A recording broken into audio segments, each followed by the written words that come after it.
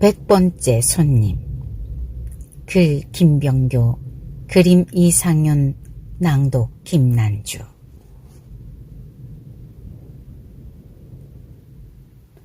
국밥집 주인 강씨 아저씨는 손님을 기다리며 신문을 뒤적이고 있었습니다. 주방장도 조리대를 벗어나 허리 운동을 했습니다. 한 구석에서는 그릇 씻는 소리가 달그락거렸습니다. 식당 안에 간 냄새, 밥 냄새가 빠져나가고 맑은 공기가 몰려 들어왔습니다. 점심시간이 정해져 있는 회사원들이 한 차례 다녀간 뒤였습니다.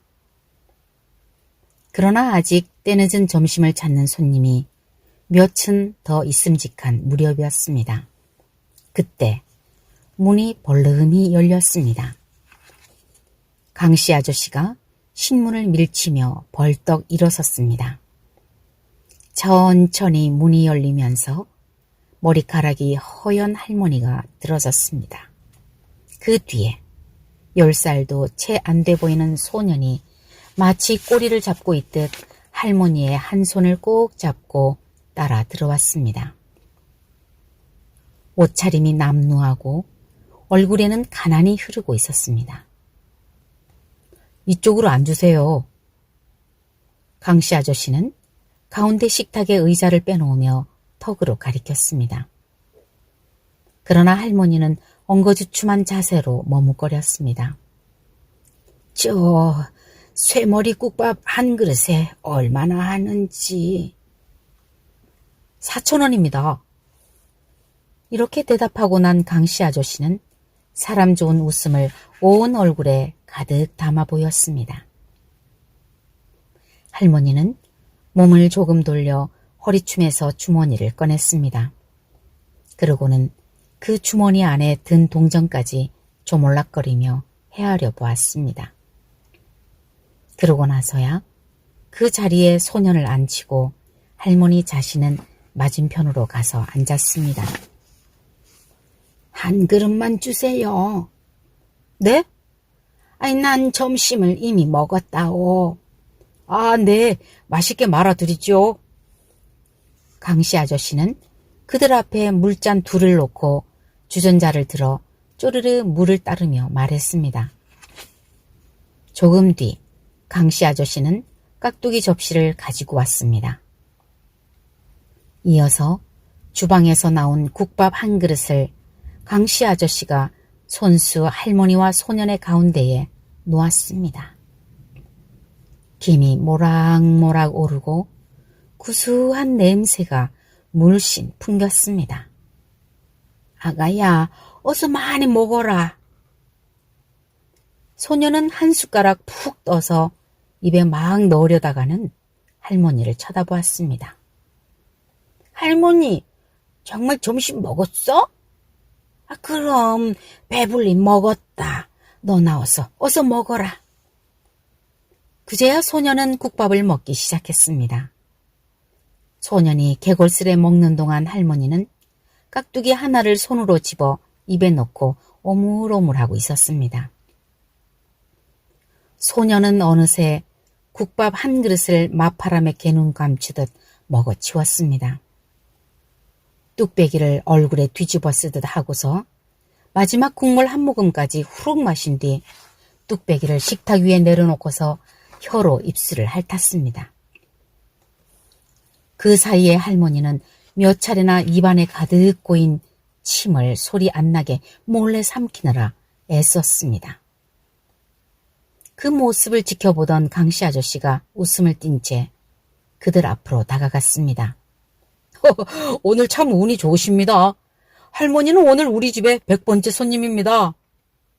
뭐라고요? 할머니는 눈을 동그랗게 뜨며 강씨 아저씨를 쳐다보았습니다. 무슨 소린지 몰라 불안해하는 눈치였습니다. 우리 집에서는 그날의 100번째 손님한테는 돈을 받지 않습니다. 작은 복권을 하나 타신 셈이지요. 할머니는 긴가민가 하면서도 무척 기뻐하는 기색을 굳이 숨기지 않았습니다. 그게 정말이요? 그럼요. 오늘은 그냥 가시고 다음에 또 오세요. 할머니와 강씨 아저씨의 사이에 선 소녀는 배를 쓱 내밀며 끄르륵 트림을 했습니다. 한 손으로 돈주머니를 꼭 쥔 할머니는 쪼글쪼글한 주름살 속에 숨겨두었던 반색을 죄다 드러내며 환히 웃었습니다.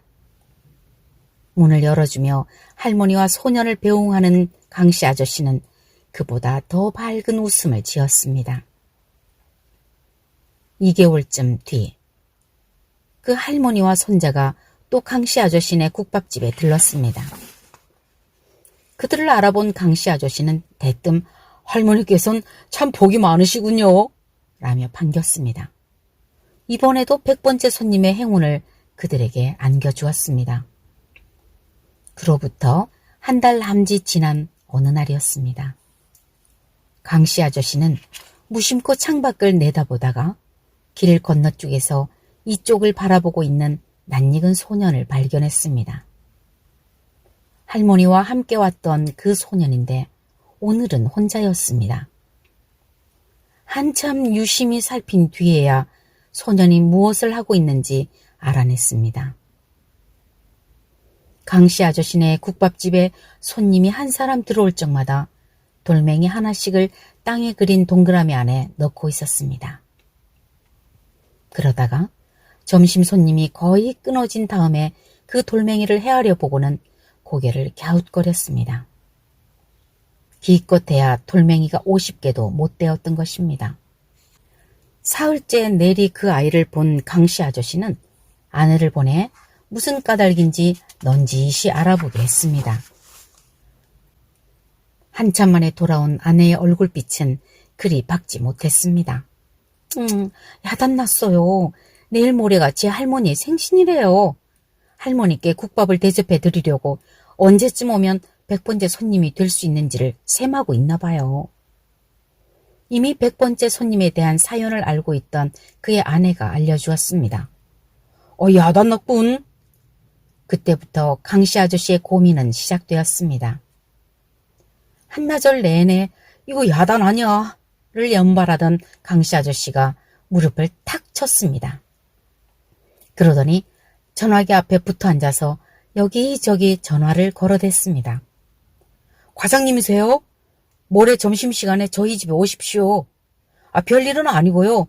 평소에 도와주셔서 점심 한 끼 대접하려고요. 친구분들하고 같이 오시면 더 좋습니다. 여보게 날쌔. 모레 점심시간에 우리 집에 오게. 무슨 날은 아니고 그냥 점심 한 끼 같이 먹고 싶어서. 그래, 직원들하고 함께 와. 강씨 아저씨는 전화번호를 적어놓은 수첩을 뒤적이며 한참 동안 전화를 걸었습니다. 그래서 똑같은 말을 되풀이했습니다. 드디어 그날이 되었습니다. 강씨 아저씨네 국밥집 건너 길가에 소년이 나타났습니다. 혼자가 아니고 할머니랑 같이 있었습니다. 길바닥에 동그라미를 그리고 소년과 할머니가 마주 앉았습니다. 그래서 국밥집 문을 바라보고 있는데 그 눈길은 서로 좀 달랐습니다.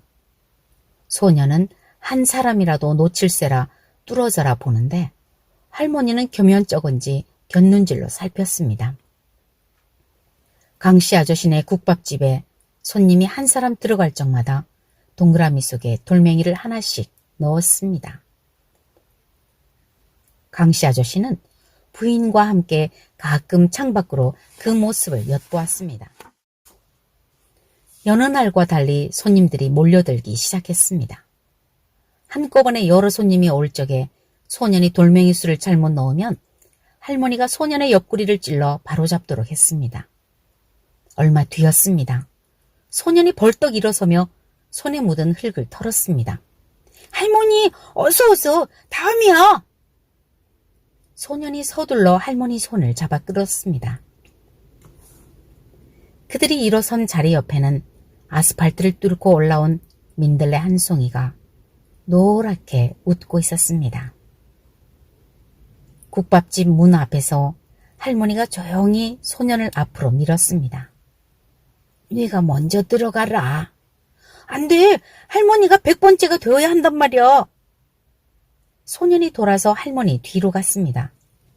그러고 나서 등 뒤에서 발 뒤축을 들며 할머니의 귀에다 대고 나직이 속삭였습니다. 할머니, 오늘은 내가 사드리는 거야. 할머니는 더없이 행복한 얼굴로 소년을 돌아다 보았습니다. 그래, 고맙다. 그날 진짜 100번째 손님이 된 할머니는 따뜻한 쇠머리국밥 한 그릇을 대접받았습니다. 식당 안을 그덜먹하게 메운 손님들은 아무 영문도 몰랐습니다. 아내가 강씨 아저씨한테 다가가서 소리를 죽여 말했습니다. 여보, 저 아이에게도 한 그릇 줍시다. 강씨 아저씨는 고개를 저었습니다. 쉿, 그런 말 말아요. 쟤는 안 먹어도 배가 부르는 법을 배우는 거라오. 그러면서 턱 끝으로 할머니와 소년을 가리켰습니다. 할머니는 천연덕스럽게 혼자서 국밥을 후룩후룩 맛있게 먹고 있었습니다. 소년의 눈길은 숟가락을 따라 계속 국밥 그릇에서 할머니의 입 사이를 오락가락했습니다. 그러다가 몰래 침을 꼴깍 삼켰습니다. 너 정말 배 안 고파? 좀 남겨줄까? 난 안 먹어. 정말 배불러. 이봐. 소년은 짐짓 배에 바람을 가득 넣어 앞으로 쑥 내밀었습니다. 그러고는 깍두기 하나를 손가락으로 집어 입에 날름 넣고 아작아작 씹었습니다. 전에 할머니가 하던 것과 똑같은 모습이었습니다. 그곳을 바라보는 강씨 아저씨와 그 아내의 입안에도 군침이 가득 고였습니다. 그런 일이 있은 뒤로 참 신기한 일이 벌어졌습니다.